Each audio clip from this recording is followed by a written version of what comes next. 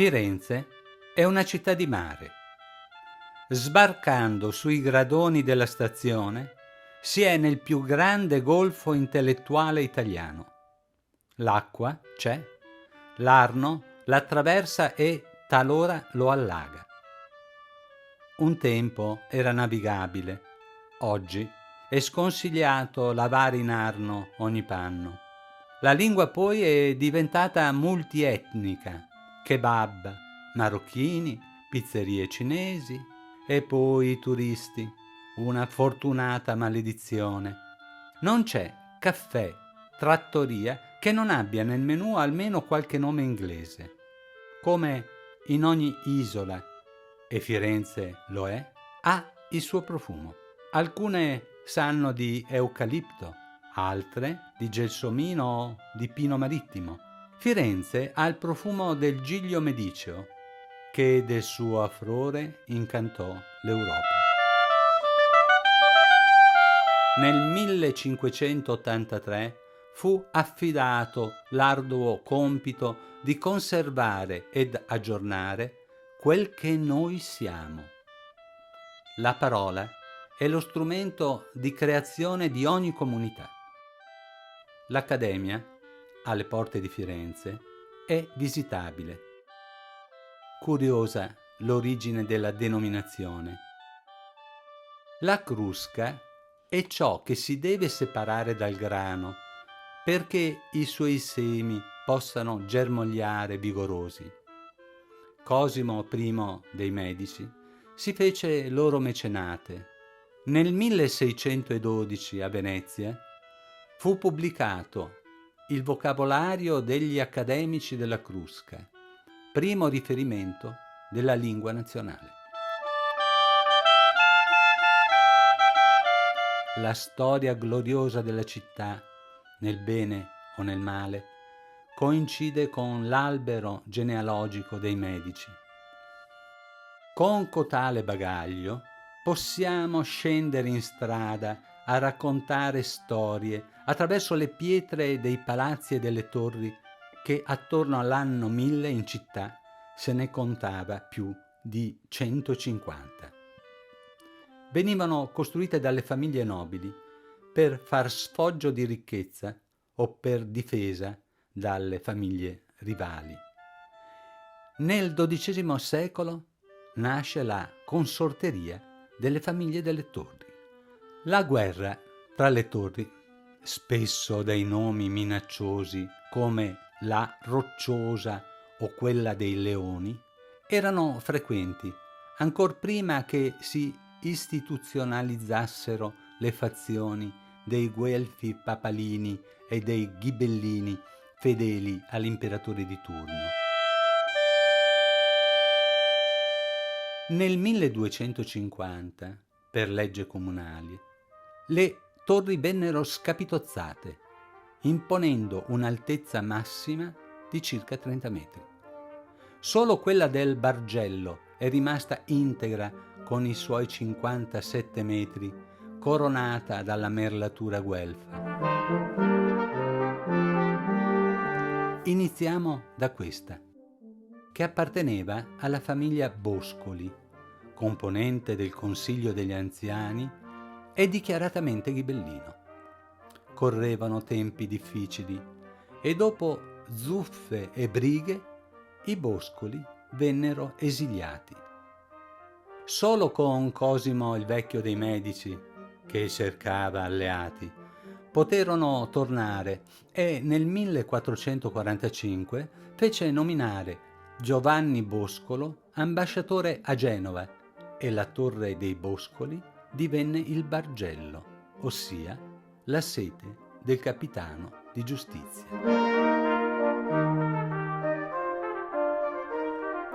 Un po' a nord, in via Santa Margherita, c'è la Torre dei Giochi. In via Dante, Civico 4, troveremo la casa dove il poeta nacque. Al Civico 2 fu posta una lapide tratta dal 23° canto dell'Inferno, sesta bolgia, ottavo cerchio. Nella vicina chiesa di Santa Margherita Dante sposò Gemma Donati e incontrò Beatrice. Un isolato a nord e troverete la torre dei Bisdocimi, Vius Domini, per la loro ripetuta carica vescovile. Continuiamo a percorrere la città, ascoltando le voci delle sue pietre. Virando ad ovest, incrociamo via dei Calzaioli con la torre degli Aldimari, stirpe nobile ed antica, presente già dall'anno 1000. Generò cardinali, ambasciatori e generali, nonché un beato Ubaldo dei Servi di Maria. Scendendo verso l'Arno, lungo via Porta Santa Maria, vedremo la più bella delle torri, quella degli Amidei. Ricostruita dopo la Seconda Guerra Mondiale, ospitava in origine una gentilissima famiglia di parte ghibellina. Risalendo, entreremo nella piazza San Pior Maggiore, da dove potremo ammirare una delle torri più suggestive di Firenze, inevitabilmente quella dei Donati. Furono guelfi e dopo Montaperti furono esiliati. Sulla facciata si vede ancora il loro stemma araldico. Scendendo verso Santa Croce, lungo via dei Berci, sorge la pittoresca torre degli Alberti, riconoscibile dalla piccola loggia sostenuta da capitelli scolpiti. Lo scudo visibile sopra il terrazzino è in pietra scolpita con 4 catene che dagli angoli si incrociano in un anello. Famiglia ricchissima, d'origine aretina, il celebre architetto Leon Battista Alberti, che nacque nel 1404 e morì nel 1472, lasciò opere memorabili nell'Italia settentrionale. Rappresentante illustre di questa onorata stirpe, Leon Battista si riservò la cappella principale della vicina chiesa di Santa Croce. Furono notai e con distacco professionale non presero parte a lotte, per quanto discretamente guelfi, il migliore dei modi per continuare ad arricchirsi. Essendo ormai arrivati a Santa Croce, ammaniamo le vele e attracchiamo perché possiate visitare la chiesa, probabilmente progettata da Arnolfo di Cambio. Altre guide vi accompagneranno ad ammirare gli affreschi di Taddeo Gaddi, principale allievo di Giotto, e troverete i cieli affrescati da un Giotto maturo. Tornate con noi, uscendo dalla chiesa, per entrare nel piccolo scrigno del Museo dell'Opera di Santa Croce, che ha il fulcro nella Cappella dei Pazzi, realizzata sul progetto di Brunelleschi. Una architettura esemplare del Rinascimento, iniziata nel 1429 per Andrea Pazzi ed ultimata, per difficoltà economiche della famiglia, solo nel 1459. Soffermatevi sul grandioso crocefisso di Cimabue, dipinto su tavola, salvato dalle acque dell'alluvione del 1966, nonché sul grande affresco di Taddeo Gaddi, che risale al 1333, narrante 4 storie di santi e l'ultima cena. Abbiamo trascurato la torre dei Foraboschi, quella che avete fotografato in Piazza della Signoria. Rimediamo. Fu realizzata da Arnolfo di Cambio e non ha storie da raccontare se non un dettaglio storico. La Signoria, non volendo che venisse costruita sulla proprietà degli Uberti, luogo profanato dalla presenza di una fazione ghibellina, demolirono parte di una chiesa che, però, non era in asse con il palazzo, circostanza che potrete vedere con i vostri occhi, tanto è evidente. Lasciamo le altre torri alla loro storia e andiamo a palazzi, iniziando dal XIII secolo, età di grande espansione economica.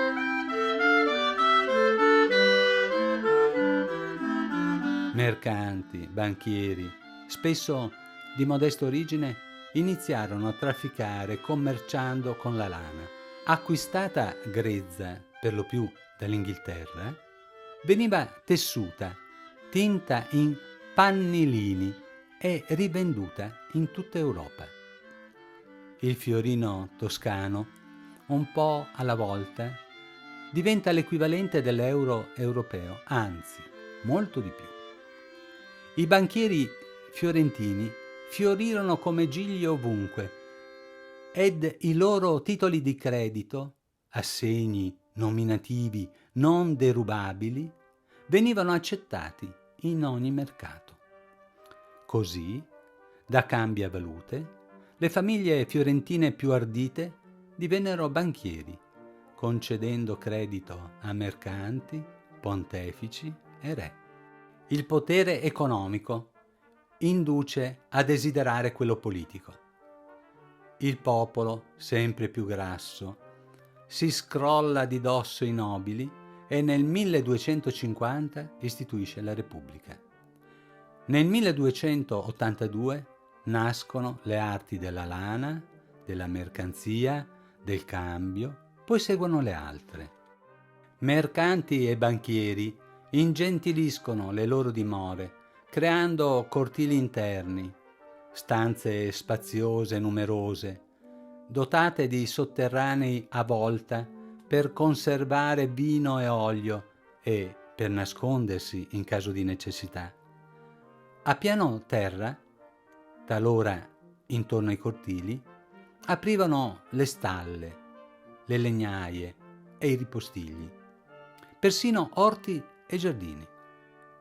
Il piano nobile era riservato al padrone, mentre nel soffitto trovava alloggio la servitù e la cucina, perché in caso di incendio il danno fosse contenuto. Ascoltiamoli.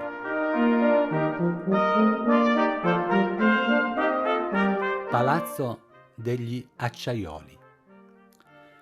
Provenendo da via Por Santa Maria, presto troverete un imponente palazzo con torre che porta su una lapide di marmo bianco questo avvertimento: fra i vetusti monumenti dentro la cerchia antica ricorda l'illuminata ricchezza della Repubblica Fiorentina, che a confine con questo palazzo, con Buondelmonti e i Bonciani, eressero gli acciaiuoli, principesca dimora di statisti e di mercanti.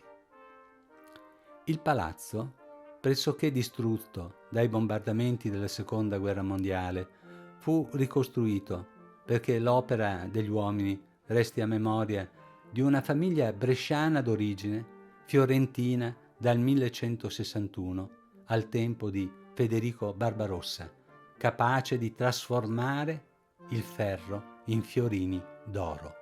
Sul colle di Monteguto fondò la Certosa del Galluzzo, meritevole di visita anche senza nostra guida, per farne cripta familiare.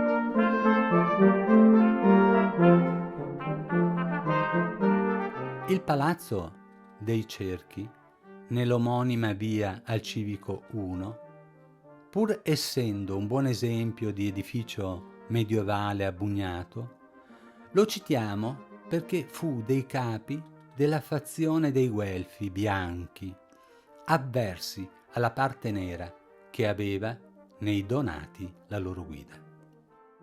È l'occasione per distinguere i motivi del conflitto. Pur essendo entrambi sostenitori del papato, i bianchi avevano una maggiore propensione all'autonomia della città ed erano più vicini alle esigenze del popolino. I neri, invece, auspicavano una dipendenza diretta da Roma per il controllo politico della città. Dante appoggiava i bianchi, pur cercando di mediare tra le due fazioni, rimediando l'ostilità di entrambe. La lotta tra le due correnti indusse a creare a fine del 1301 un vicolo tra il Corso e via Alighieri, detto dello Scandalo, perché separava gli edifici delle due tifoserie. In piazza Frescobaldi impera l'omonimo palazzo trecentesco, riconoscibile per le facciate a filaretti di pietra, gli archi ribassati delle finestre e dallo stemma scolpito a bassorilievo, sopra d'oro, sotto rosso, con 3 rocchi in argento. Di origine teutonica, furono i maggiori banchieri in Francia. Fu amico del divino poeta, ma ora è tempo di far parlare i medici.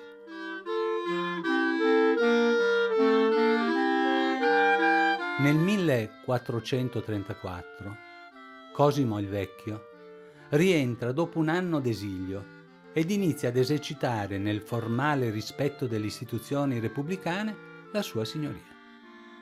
Morirà nel 1464 e gli succederà Lorenzo il Magnifico. Firenze vivrà una breve repubblica che capitolerà all'esercito imperiale nel 1530 e Alessandro dei Medici sarà nominato signore e poi duca di Firenze.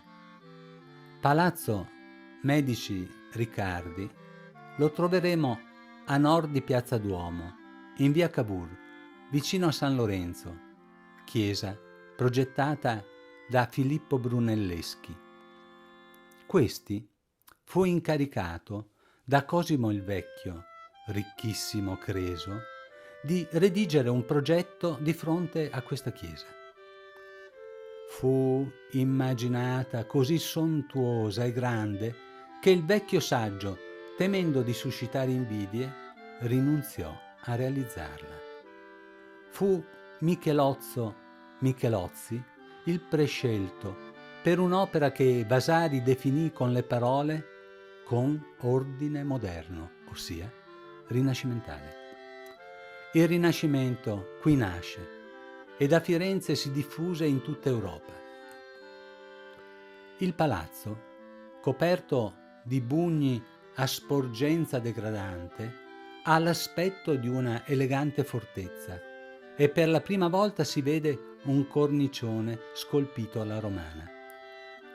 2 cortili, logge magnifiche, sorrette da colonne con capitelli scolpiti. La statua di Orfeo è di Baccio Bandinelli, eccellente scultore del secolo successivo. Entrate e visitate la cappella affrescata da Benozzo Gozzoli e stupitevi. Sappiate peraltro che la cavalcata dei Magi è più profana che sacra, perché raffigura Lorenzo, Giuliano e Pietro dei Medici. Il palazzo fu la sede della famiglia per oltre un secolo. Il 25 aprile 1478 il palazzo ospitò le esequie del corpo di Giuliano, fratello di Lorenzo, ucciso da sicari mandati dalla famiglia Pazzi. Lorenzo fu ferito al collo durante l'imboscata. Sopravvisse e la sua vendetta fu tremenda. Aver perpetrato un omicidio in luogo sacro al momento dell'elevazione scosse gli animi dei fiorentini. I congiurati furono squartati, decapitati, impiccati, tutti, senza distinzione, cavalieri, cardinali, cancellieri. Solo uno dei pazzi, Guglielmo, cognato di Lorenzo, fu risparmiato ed esiliato. I Pazzi erano splendidi per ricchezza e nobiltà e per follia. Jacopo, che visse tra il 1433 e il 1478, fu un uomo di smisurata ambizione e contendeva ai Medici il potere. Progettò la congiura con un collaboratore di Franceschino ed il cardinale Salviati, con il silente consenso di Papa Sisto IV dalla Rovere. Il delitto avvenne nel Duomo di Firenze. Lorenzo morì nel 1492, lasciando un'eredità pesante a Pietro, troppo giovane. Nel 1512 Giovanni divenne Papa. La Repubblica, che era prudente e guelfa, prontamente restituì il palazzo al fratello Giuliano e alla sua dipartita per Nemours a Lorenzo, figlio di Pietro e duca d'Urbino. Morto quest'ultimo nel 1519, andò per successione ai fratelli di 8 anni, Alessandro e Ippolito. Palazzo di Bianca Cappello, in via Maggio 26, fu il buen ritiro del Granduca Francesco I dei Medici, invaghito dalla splendida veneziana. Bianca fu prima amante e poi moglie, dopo la morte per parto della moglie di Francesco, Giovanna d'Austria, figlia dell'imperatore Ferdinando I d'Asburgo e sorella di Massimiliano. Vedrete 2 belle e monumentali finestre di ispirazione michelangiolesca ed al centro l'architetto piazzò un gran portone tutto ornato di bozze in pietra. Sulla chiave di volta dell'arco v'è lo stemma del cappello, nobil casato veneziano. In fondo, a via Maggio, angolo con piazza Frescovaldi, troveremo una singolare fontana, sopra la quale troneggia lo stemma dei Medici, dietro cui sporge una terrazza pittoresca. Leggenda vuole che da lì Francesco spiasse gli spostamenti dell'amata. Le cappelle medicee adiacenti a San Lorenzo furono progettate da Michelangelo per Lorenzo il Magnifico e per Giuliano, questo ucciso dai Pazzi. Il progetto definitivo assegna, come vedrete entrando, le parti laterali alle tombe dei duchi, mentre una doppia tomba alla parete d'ingresso custodisce, quale semplice basamento, il sacello del Magnifico e del fratello Giuliano. Sopra poggia la Madonna, con il bambino e ai suoi lati, in atto di adorazione, San Cosma a sinistra e San Damiano a destra. Alla parete destra vedrete il monumento Giuliano, rappresentato con il bastone di comando, colto nell'attimo in cui ruota la testa con azione vigorosa. Sulle volute del sepolcro sono disposti il giorno, di muscolatura pesante, e la notte, giovane donna dal lucente corpo. Sulla parete opposta è il monumento a Lorenzo, duca d'Urbino, anche lui vestito da condottiero ma con espressione pensierosa. Sul sarcofago si stendono l'aurora che pare svegliarsi dal sonno ed il crepuscolo assonnato. Restiamo in tema d'arte funeraria, ascoltando le lastre tombali di Santa Maria del Fiore, ricca di arte, storie e vicende. La cattedrale fu iniziata l'8 settembre 1296 su progetto di Arnolfo di Cambio, le cui opere troveremo frequentemente a Napoli. Precedentemente esisteva una chiesa dedicata a Santa Reparata. Vennero sospesi i lavori alla morte di Arnolfo, avvenuta nel 1302, e ripresi nel 1331 a cura dei magistrati delle arti della lana. Giotto fu nominato capomastro e la cupola fu l'opera ardita di Filippo Brunelleschi. La lanterna fu progettata da Antonio Manetti ed è di Andrea Verrocchio, la palla di 2,5 metri di diametro sovrastata dalla croce. L'attuale facciata è stata progettata da Emilio De Fabris tra il 1876 e il 1888, con evidenti segni del romanticismo allora imperante. Entrando sul lato destro, appena dopo l'angolo di facciata, troverete l'epigrafe della posa della prima pietra dell'edificio. Era l'anno 1296. All'ingresso una epigrafe firma la tomba del vescovo Antonio d'Orso con queste parole: Tino, nato a Siena, da maestro camaino, scolpì ogni parte l'opera. Sulla parte destra, sotto il busto del Brunelleschi, si può leggere: a Dio santo, quanto Filippo sia stato abile nell'architettura, la meravigliosa cupola di questo tempio, per le doti eccezionali del suo intelletto e le singolari virtù, il 14 aprile la patria comandò che il corpo di quel benemerito fosse seppellito per speciali favori in questa terra. Onore tardito, ma meritato. Sotto il busto di Giotto si legge: io sono colui che per merito del quale la pittura che giaceva morta resuscitò. Nell'anno 1490 i cittadini posero in sua memoria. Sulla parete opposta, un po' verso l'altare rispetto al busto di Giotto, troverete l'immagine di Giovanni acuto a cavallo. L'affresco di Paolo Uccello risale al 1436. Nel basamento si legge: questo che tu vedi effigiato alto sul suo cavallo è Niccolò da Tolentino, famoso condottiero dell'esercito di Firenze. Entrate nel Museo dell'Opera del Duomo. Troverete una delle Pietà di Michelangelo, la più drammatica, grazie all'uso dello sbozzato, ossia del non finito né levigato. L'insieme piramidale è unito da un doloroso abbraccio. Coprite con la mano la superflua figura della donna a sinistra.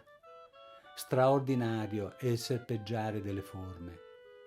L'uomo anziano che regge Gesù è Nicodemo, che vorrebbe con tutta l'anima farlo rinascere. Maria, affranta, porge le labbra ai capelli arruffati dalla fatica di morire di un Cristo, corpo d'un uomo ancora caldo. Concentriamoci sui tre volti. Il triangolo è straordinario, la concentrazione pietosa di Nicodemo, l'amore di Maria, la pace serena di Gesù nell'ultimo abbraccio. Si vuole che il volto di Nicodemo sia quello di Michelangelo. Le altre opere ammirano. Uscendo, imbocchiamo via Ricasoli. Nostra meta è l'Accademia. Nella galleria vedrete 4 enormi sculture dette i prigioni, a cui Michelangelo lavorò intorno al 1530. Furono da lui donati al Granduca Cosimo I. Le figure rappresentano schiavi che cercano la libertà, uomini che dalle tenebre escono a cercare la luce, la vita capace di spaccare la roccia. Interpretate voi liberamente, ammirando lo sforzo dei corpi, la tensione muscolare, la tenace volontà di essere.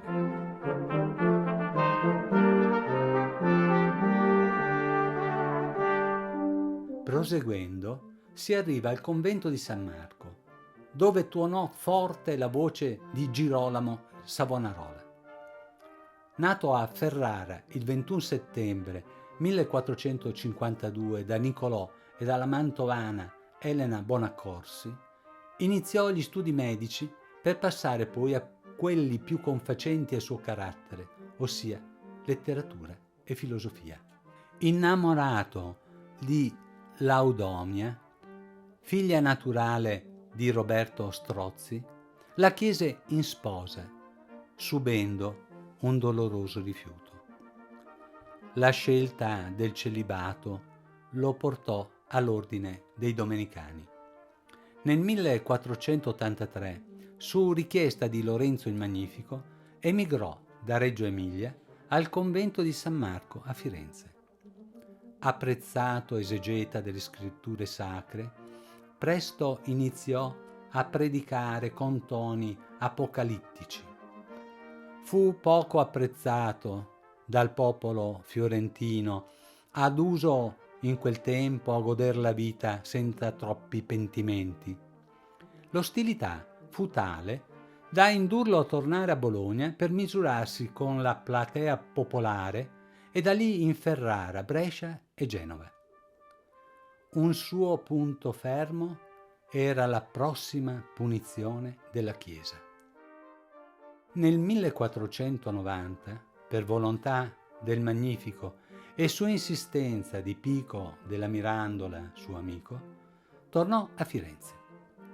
Nel frattempo, Carlo VIII era calato in Italia, mettendo a ferro e fuoco città toscane quali Pisa, per cui i fedeli videro in Savonarola un profeta. Reso forte dalla sorte, accentuò gli attacchi contro il clero corrotto ed i governanti avidi ed assassini. Savonarola affrontò Re Carlo, sostenendo la volontà di trasformare Firenze nella nuova Gerusalemme. Il frate si infiammò verso Roma corrotta dopo che Alessandro VI venne nominato, comprando i voti necessari, e la sua relazione con la bella Vanozza Cattani fu di pubblico dominio. Inevitabile la scomunica del frate ribelle accusato di eresia. Finì che i fautori dei Medici, gli arrabbiati e i francescani si organizzarono per catturare, interrogare, processare e ridurre Savonarola in cenere in Piazza della Signoria il 23 maggio. Al rogo assistettero 2 nunzi apostolici e le ceneri furono gettate in Arno. Era l'anno 1498.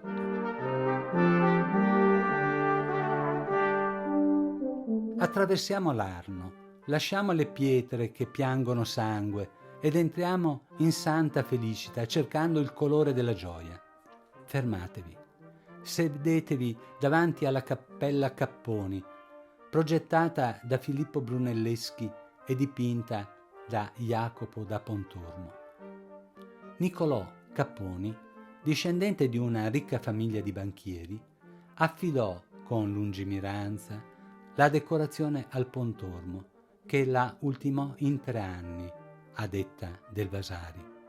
Superato lo sbalordimento per lo splendore cromatico inusuale, unito alla morbida, vorremmo usare dire liquida, bellezza delle figure, che procura anche ad occhi profani all'arte un effetto di emotiva partecipazione. Soffermiamoci notando alcune significative assenze. Non c'è la croce né il sepolcro. La destinazione del corpo di Cristo non è alla tomba, essendo certa la sua redenzione e con lui anche la nostra.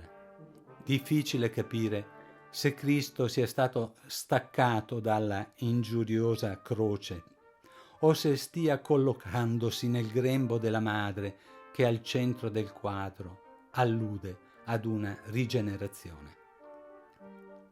A destra, dietro la madre, un soggetto con un turbante in testa, probabilmente è Pontormo, curioso di vedere l'effetto della sua opera su di noi. L'evento, nella sua movimentata gestualità e ricchezza cromatica, fa pensare ad una sacra rappresentazione. Il fotogramma di uno spettacolo memorabile che ogni giorno si rappresenta nella vita reale. Un uomo buono e giusto muore, da tutti ignorato. Il quadro parla di noi uomini senza identità.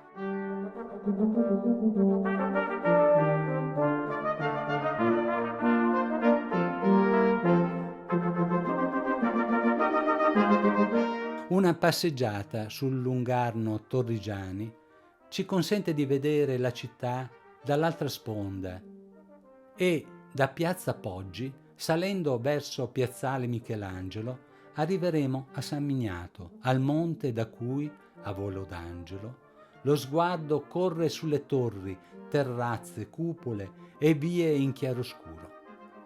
L'abbazia sorge dove nell'VIII secolo era stato sepolto Miniato, primo martire della città. La leggenda vuole che Miniato, principe armeno, venisse decapitato dai soldati di Decio imperatore che regnò tra il 249 e il 251. Fu ultimata in 2 secoli, dal 1013, superata la gran paura della fine della storia, ed ultimata nel 1207. Affidato ai benedettini neri di Cluny, passò indenne le tribolate vicende politiche della città. L'impianto della chiesa è romanico, con forma a capanna, che gli abbellimenti rinascimentali non hanno alterato. Entrate e, tra le tante meraviglie, soffermatevi su quelle della cappella del Cardinale del Portogallo, realizzate da Antonio di Manetto, allievo del Brunelleschi, nel 1473. Le sculture sono opera di Antonio Rossellino e le terracotte invetriate sono dell'irraggiungibile Luca della Robbia. Notate sul pavimento l'intarsio marmoreo che associa il tema iconografico dello zodiaco a quello della rosa.